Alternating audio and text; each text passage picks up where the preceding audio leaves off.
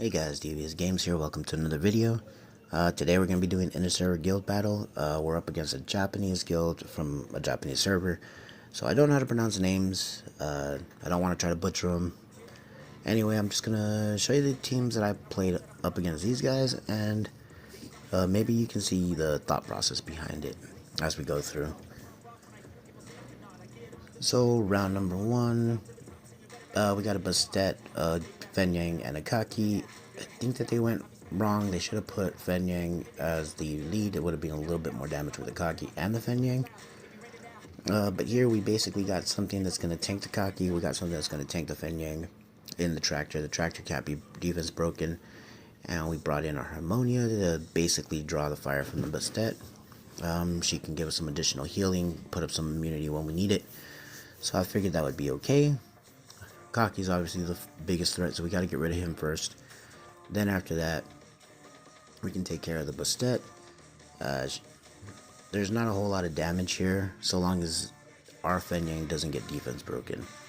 So we just got to hold back the heal from Harmonia until we just so happen to get hit by Bastet's skill 2.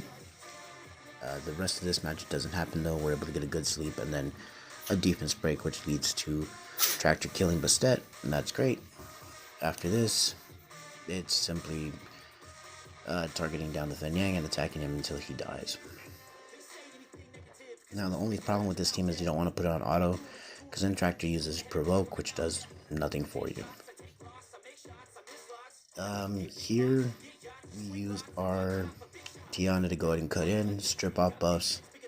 I was hoping to reset the Odin, but I missed it, so unfortunately he does come back, but it's not that big of a deal. We're able to kill off the Wusa with Tiana's skill 2, and then the Odin we can kill off with Zyros' skill 2.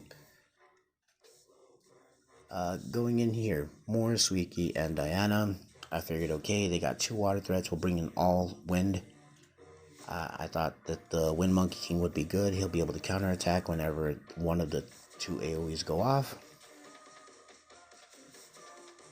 I figured Roy would be good here because of his multi-hits. We'll need that against the Moor. And once we got down Suiki, it's really not a problem. Now it's just a matter of getting through the Moor, and of course can't defense break the Diana, but we tried anyway. Kill off the Moor, go into auto mode, fairly simple.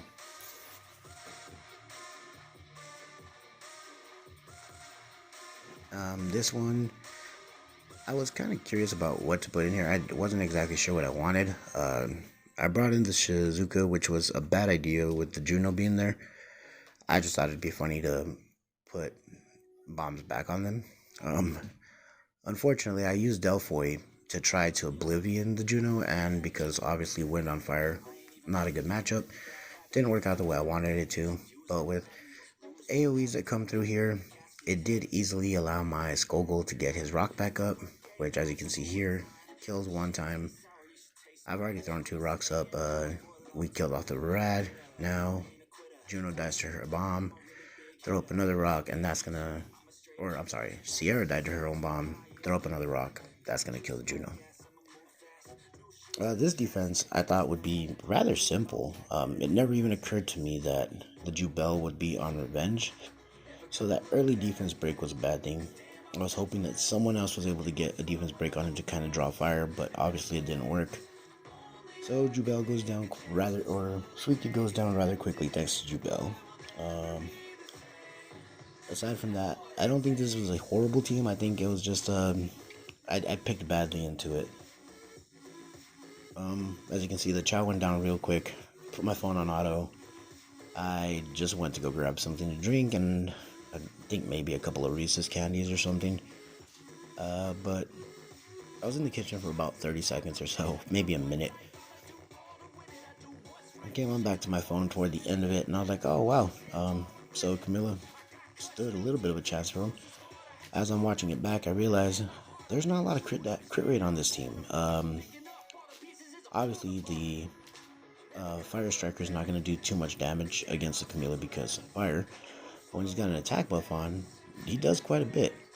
The Jubel, I was surprised, isn't actually doing a whole lot of crit rate or crit damage either. But I mean, I guess that's how it works. Either way, I lose this round. Totally, totally my fault. I think on this part, I should have thought this through a little better. And obviously, the Jubel being on revenge really did catch me by surprise. So, good job to you, man. I really do like the team. I don't have a Fire Strike, or else I'd probably try to duplicate it and see what it does for me. So, go 4-1 against this guy. Not a big deal. On to round 2. So here in round 2, we're going to start off with the Martina Shayna team. They're using Riley instead of Triana, which, I mean, I guess that makes sense. Messity doesn't have artifacts, whatever, that's fine. So the team concept works the same. You can use some kind of light tank. It doesn't have to be a Kinky. You have your Wind Twin or your Water Twins that are going to target down the Shayna first, then the Martina, and then the Riley. And really the only thing is that you want a really good light tank. Jubel can, or not Jubel, I'm sorry. Darien can work, the light Golem can work, even Fran can work. The only thing is you want to be careful not to have, Will on them. Just because if they strip Will, it might make it a little harder for you to kill them. But other than that, fairly simple team. Going into this team, really want to take care of the not the Vigor, the Light Vigor. I cannot remember his name. Anyway, you want to take care of the Light Werewolf first because he's the heal.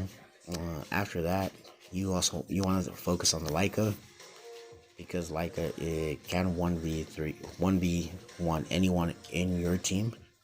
Even though all this team is water, you just want to make sure that you get him down. After that, going up against Varad, it's 3-on-1, not a problem. Auto it out. Now you guys did see that I made a video on this team. They're actually, this defensive team is actually super fast. I wasn't expecting the Deva to be that fast, so I just tech shift her right off the bat, kill her out, get Ryan to go after the Sabrina, kill her, no problem, and then from here, 3-on-1, we can definitely deal with Lulu. Lulu cannot deal with 3 damage dealers. Going into this one, Veramos was actually a lot faster than I thought he was going to be. So was the Shihao. Now they both derp, and I'm very thankful for that. Allows us to kill out the Shihao. The Veramos gets the second turn. He still doesn't go for his stun, which again, thankful for. So we'll go ahead and just kill him off. The only thing that would have saved us there is that Bulldozer was still on Will. He hadn't gone yet, so he still would have been able to finish his part of the fight. And then here, 3v1 versus an aerial. It's not going to happen regardless of whatever we can get through. We have a couple of ignore damage or ignore defenses. We have Copper that's going to be able to use his Thunder Strike. So yeah, no big deal. We got this one. And on to round 5. Round 5 was kind of tricky. I thought that it would be better than it did, but I mean, it still works. We're able to mitigate their speed a little bit. Obviously, they're going to still be speed tuned way higher than us because we're tuned to go slowly. But the turn cycling that the Helena can do, and the damage that Leo can do on a defense break, as well as John being able to provoke everybody and heal herself up and provide invincibility, made this team work out fairly well.